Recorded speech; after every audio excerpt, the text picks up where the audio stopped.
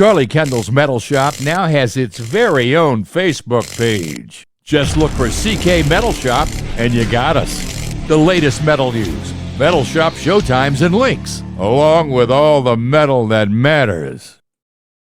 Hey, it's Bill from Ozorn, and you are watching CMS TV.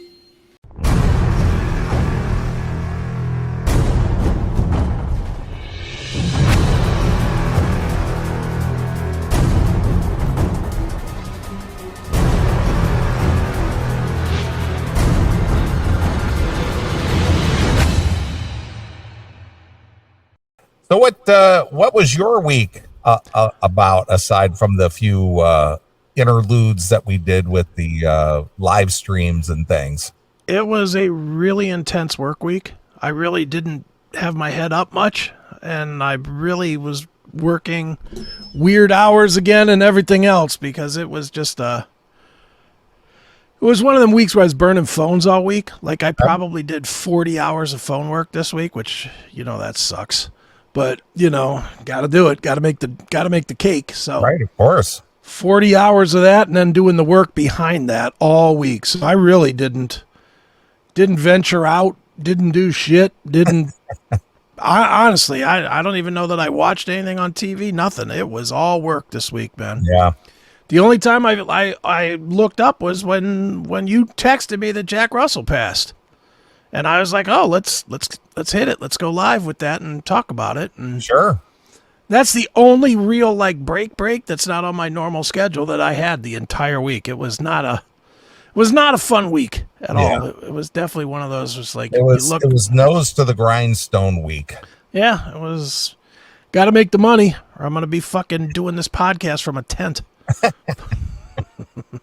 Gotta make the donuts. That's right.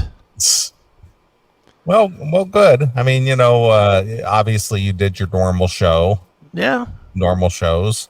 I did. Yep. Yeah, we did. We had the Chris Aiken Presents. We did a couple episodes of the Seth.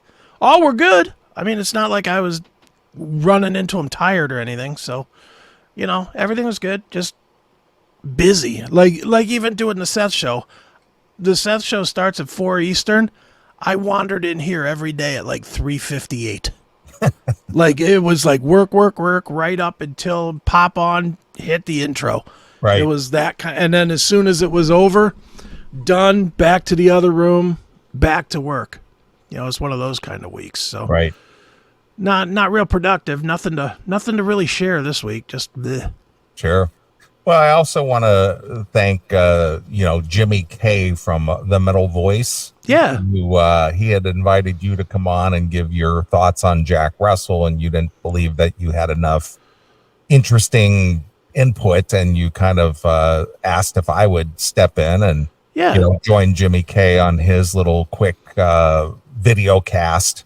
Yeah, well, he asked me, and quite honestly, I had shit to do, right. I was just saying, we had just finished and he asked me, and I had my daughter was over here. So I was kind of doing family, and I made the family wait an hour while me and you did what was supposed to be 15 minutes and then turned into 45, so I had them waiting for me anyway.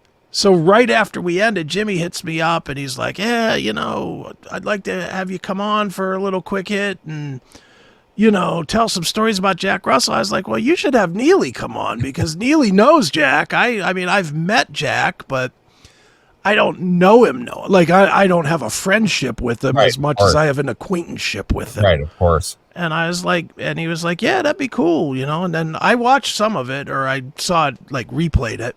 Mm-hmm. And you had a lot of story. It seemed like you knew way more than he did. It didn't seem like he knew shit about Jack Russell. Yeah, he was asking me. I think he was trying to get Stevie Rochelle. Okay. And then when he couldn't get Stevie, he settled for second best, which was me. So, Stevie he was busy or just didn't want to come on or talk about it or anything. I don't know what the reason was. I know he was texting back and forth with Stevie, and he said, do you know Stevie Rochelle? I said, yeah, I've known Stevie for at least 25 years. Sure. And he goes, yeah, I was trying to get him to come on, but he just doesn't seem to have any interest in doing this and, this and that. And I said, whatever, everybody's busy. Everybody got a gig to do. Yeah. It's just, on the fly like that. Yeah, So- I mean, it was real on the fly. Like, Mhm. from the time I asked you to the time you were actually doing it was what, 20 minutes? Yeah, it wasn't even 20 minutes. That was a weird night. Well, I mean, from the time you told me that Jack died to the time we were on the air was 15 minutes at most. Yeah, real quick. It was just like, let's fire this shit up. Let's go. Great. And strangely enough, out of the blue, I get an email from our good friend Jim Bob Dorff. Okay. He just hit me up here about 3 hours ago. He says, howdy, Wendell. Just a note to let you know that I saw the video that you and Chris posted the other day and thought it was very fitting and respectful tribute to Jack Russell. I wasn't even aware that he had been ill until after he had passed away. You both had very nice things to say about him, and it was a moving way to eulogize the man and his contributions to music. Oh, that's nice. Hmm? Even though on YouTube I still personally got smacked over it. I'm sure you did. What happened? I dared to be honest and say I was not a huge fan of the music. So? Well, that apparently was disrespectful and awful. Really? And YouTube picked up on that and said that wasn't right to say something like that? No, not YouTube. Some YouTuber. Oh, some a YouTuber. Some A fucking YouTuber. commenting cunt. Oh, I see. Some cunt that was on there commenting was like, gee, nice tribute. You come on and say you don't like his music. I'm like, what am I supposed to fucking do?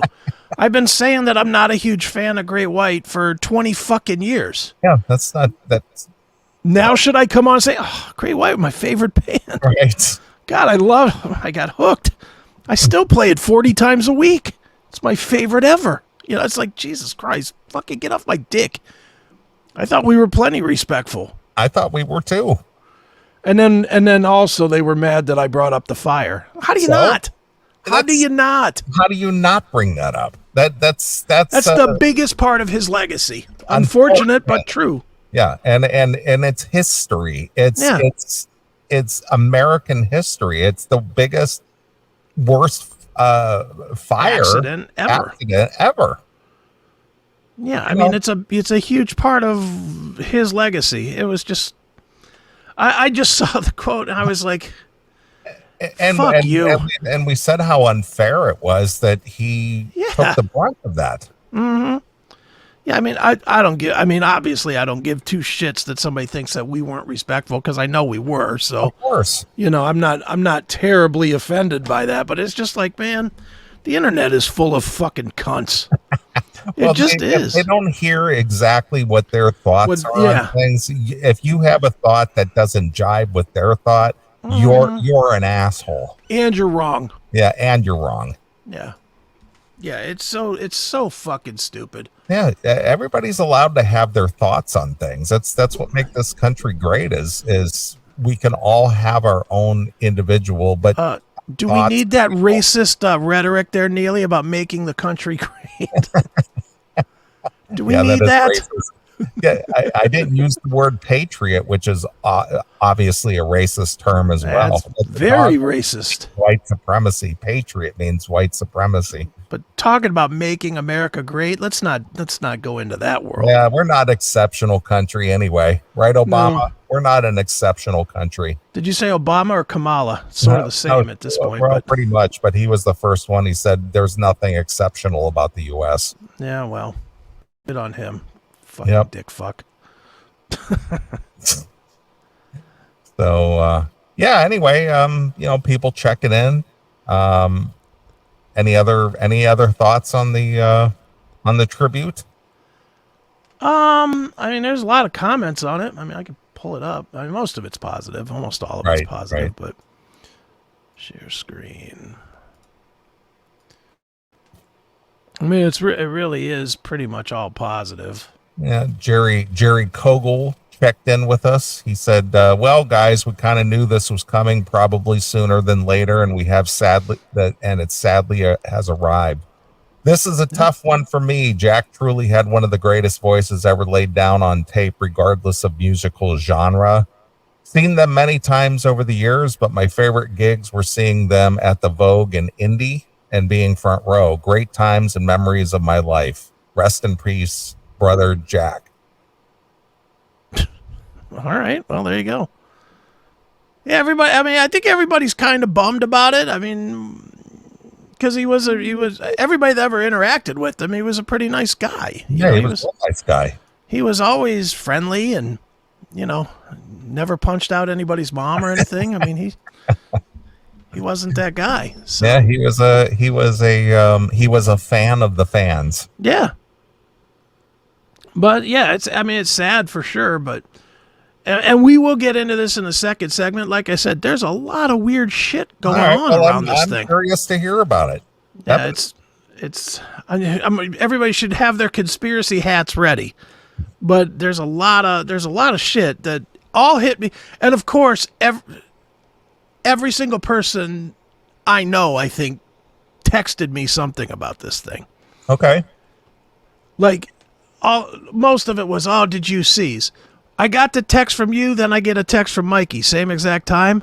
Mm-hmm. Since then, probably 75 texts. Yeah. And it's all, did you see? Meanwhile, we'd already done a show on it. So, yes, I saw. Pay attention, dick. Yeah, exactly. Thanks for paying attention to what I do, you fuck.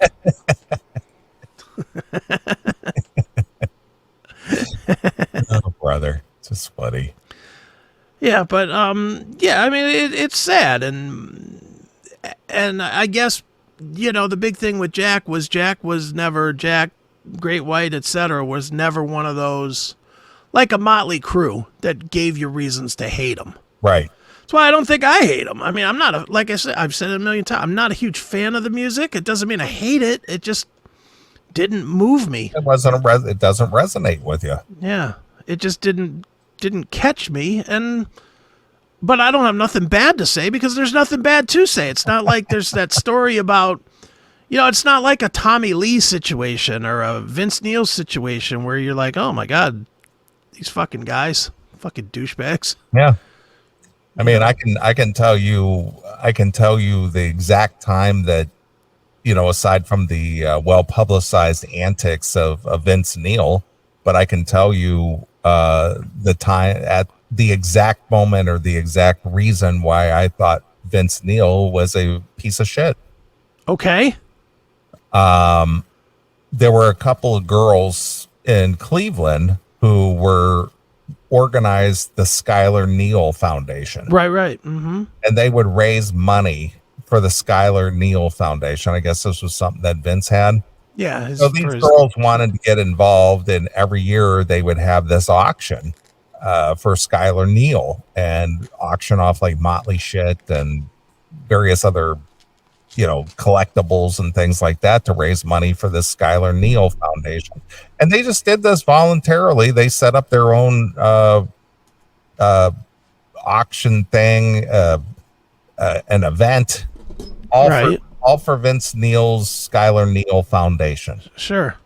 And we were at the Rock Never Stops tour. Right. And these girls came to the Rock Never Stops tour, and they were backstage with me. And I actually had them on the Classic Metal Show. They had actually reached out to me a couple of times and said, hey, can we come on and promote the Skylar Neal Foundation auction? We're raising money for the Skylar Neal Foundation, blah, blah, blah, blah, blah. I said, yeah, of course. So they came on, I think two years in a row. I let them come on and, sure, talk about the auction and how to get involved and and what they had up for auction and how to get, all that kind of stuff, promoted it. So we're backstage and they have like an armload of stuff, Motley stuff and Vince Neil stuff and everything. And they were getting this signed. They wanted to get the stuff signed from Vince to make it worthwhile to auction it off. And it was to raise money for his dead kid. For his dead kid's foundation. Yeah. He wouldn't even see him. He made Jack Person, his road manager, come out and gather all the stuff and take it back to him and sign it and then bring it out and give it to him. Not even enough to invite them into the trailer and go, thanks for all your work and I appreciate it. Not a hello, not a thank you, not nothing. Wouldn't even see him. And we have no proof of it, but what do you think? Do you think he signed it? Or do you think the manager signed it? If you had to guess.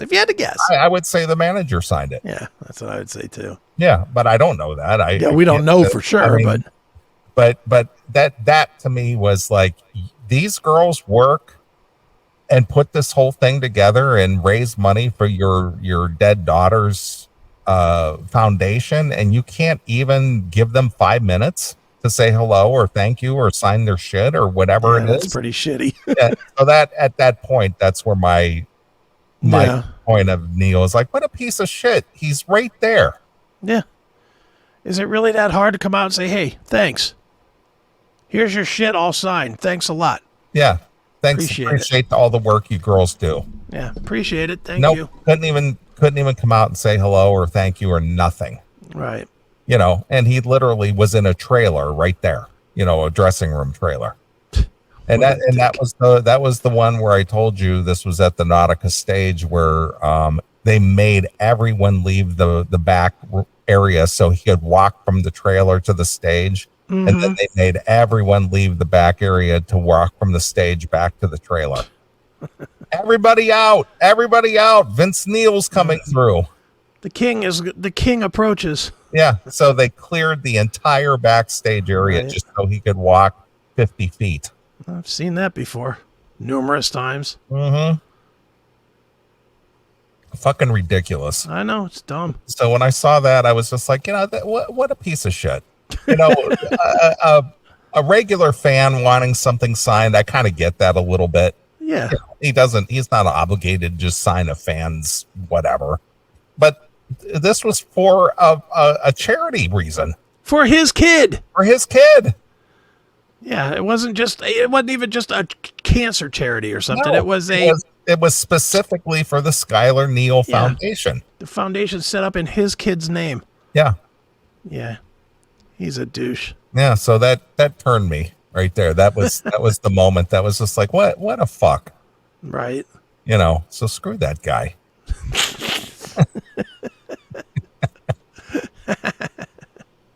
Yeah, fuck him.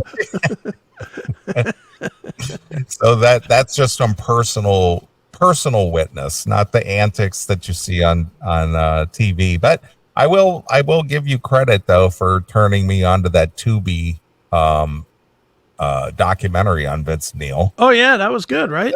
That was really well done. Really well done. And I did watch the one on Stevie Nicks as well. That was really well done as well. Yeah, very well done. That Tubi, that's real good shit. Tubi rules, man. They got a lot of great I am like a documentary junkie. Sure. I love it. And did you see the one on Pete Rose?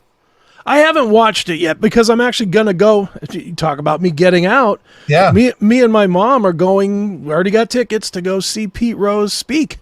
Oh, where is he speaking? Maybe the Roxino, maybe? Okay. Roxino right. or the... Well, he was doing this part of this documentary at the Roxino in Cincinnati. Yeah, so maybe that's where, but... I guess there's a casino attached to the Cincinnati stadium or something. Okay. I am not really sure. I think that's what, but he was doing his speak sure. down there, and you know, his basically what he's trying to do is get reinstated, get into the Hall of Fame, and before he dies. This whole documentary is about. Mm-hmm. It's a 4-parter, and let me tell you something. So good because I'll have to watch it. It's raw. It's raw. Okay. And I'm not going to give everything away, but one of the things that really just will grind your gears. Mm-hmm. He was part of the Philadelphia Phillies team. Sure. Mm-hmm. And he sort of acted as a catalyst when he left Cincinnati to go to Philadelphia, and he acted as a catalyst that basically brought them a World Series championship. Sure. Mm-hmm. The second year in Philadelphia. Right. And so they were commemorating the 40th anniversary of the winning the World Series or something. I think he was invited, and Mike Schmidt was there, and you know, some of the other Philadelphia players were there. Sure. And this fucking cunt reporter came up And instead of saying, hey, congratulations, or it's nice to see you back in Philly, or, are you enjoying the festivities here, whatever, she walks up and she says, is it true that the allegations are that you had an inappropriate relationship with a 16-year-old girl back in 1973? Jesus Christ. And he goes, 1973? That was over 50 years ago, babe. He says, do you remember what you even did last year? And she took fucking offense that he called her babe. Too bad. And they dragged her in to the casino where he was talking so he could personally apologize, and he did not apologize. Good for him. He said, babe is just a I call, hey babe, it's not a demeaning thing. And he says, and why are you fucking asking me about an inappropriate relationship with somebody who was 16 years old back in 1973? He goes, I wasn't a 50-some-year-old man then. He goes, you got to remember, I was in my 20s. And if indeed the girl that you're talking about, and mind you, Cincinnati is right there at Kentucky, he said the age of consent in Kentucky is 16. My grandmother from Kentucky married my grandfather at 16. Wow. Because that's the age of consent. My grandpa was 18 and she was 16. Well, and how can she be fucking butthurt when she just asked him if he's a pedo? Yeah. Hey, are you a pedophile? No, babe, I'm not. Hey, don't call me that. So that was one of the things of the documentary that just Well, good for him for not apologizing. And the thing is, and what brought that up was one of the interviewers in the documentary. He goes, do you remember going back to Philadelphia to commemorate the 40th anniversary of the World Series? He goes, yeah. He goes, did you have a good time? He goes, yeah, I had a great time, except for that reporter. He says, she just fucking ruined the day. That's right. That's good. Yeah, I'm looking forward to that, to actually seeing Pete Rose. I didn't realize. What's that, on Max or on Tubi Max, or Max? Yeah, it's on Max, yeah. Mm-hmm. Yeah. Dude, I'm a huge fan of Tubi. I don't understand why anybody would be on fucking Netflix anymore. There's nothing on Netflix anymore. Netflix is like a ghost town. Yeah. And let me just tell you, I have been using I get Hulu free with my phone. Right. And so, but it's the commercial Hulu with the commercials. Sure. That is fucking a tough watch. Jesus fucking Christ. Every 5 minutes, there's 2 minutes more commercials. Right. It's fucking awful. Well, that's why people buy cable or bought cable, because they were willing to pay for programming without commercials. That's why people bought Sirius XM radio, because they wanted their programming without commercials. That's why people got Amazon Prime, because they wanted to watch their programming without commercials. And now it's all been ruined. Yeah, it's all ruined now. It's all ruined. It's at least Tubi. When you're watching Tubi, it seems like there's like 1 30-second commercial every 15 minutes or so. Right. And that ain't so. I mean, it's really not bad. Yeah, some of the commercials are only 15 seconds long, which is great. Yeah. But speaking of that, we do have some commercials to watch tonight as well. Right. I found a new brand that we need to pay attention to tonight. Right. It's not Lume. It's not Lume. No, it's definitely not Lume. If you want to get rid of your ass stink. Yeah, if you got a smelly cooch, it's Lume for women. Exactly. All right. Well, do you have anything else? I think we'll wrap up. I think we're good. Yeah, we're good for now. Yeah, so I think we came out strong on the first segment, kids. Well, some people think that I sucked, but Barden's trying desperately to get me to put up another comment about something about me, but I'm just not going to put them up anymore. So find something else to fuck with, Barden, because I ain't putting any more of them up. Right. So. Right.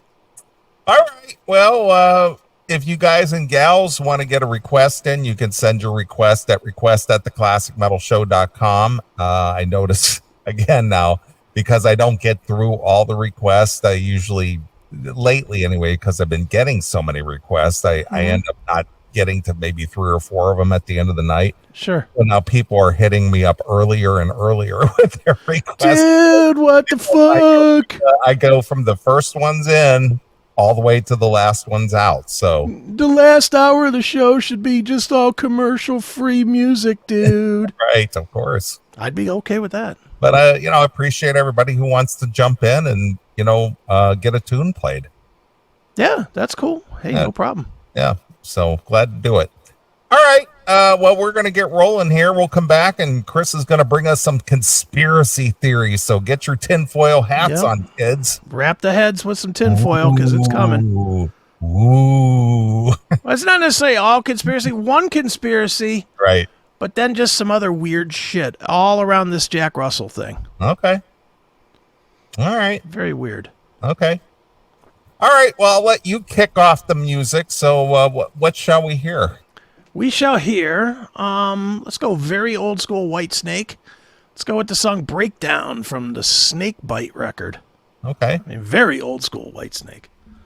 He's releasing another fucking box set? I just saw that this week, a box set of the solo albums. Oh, yeah? Yeah, man, it's another 8-disc set. That motherfucker must have saved every scrap of anything he ever recorded. Okay. Because this is his 5th or 6th box set. I guess he's emptying out the closet before he retires, but... All right, fair enough. All right, well, we'll play a few tunes. We'll come back and get into it. So here it is. It is David Coverdale with White Snake with Breakdown exclusively here on your classic metal show.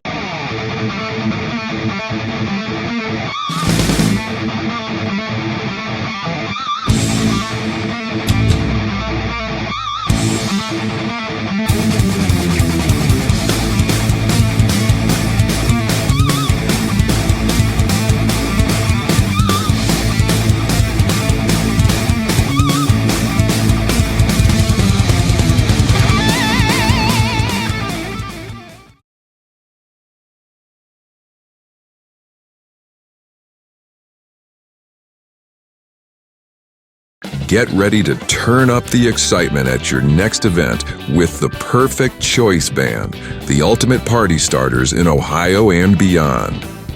Picture this: 2 electrifying vocalists, a powerhouse rhythm section, and a horn ensemble that will blow you away. That's right, the Perfect Choice Band isn't just another cover band. We're here to transport you to the heart of the party with unforgettable renditions of your favorite hits. From classics to chart toppers, we've got your playlist covered. Our mission? To keep you singing and dancing until the stars fade into dawn. So, why settle for ordinary when you can have extraordinary? Call 440-346-5242 or visit us at perfectchoiceband.com to book the ultimate entertainment experience for your special day. The Perfect Choice Band, where every moment is music to your ears. Don't miss out. Book now and let's make memories together.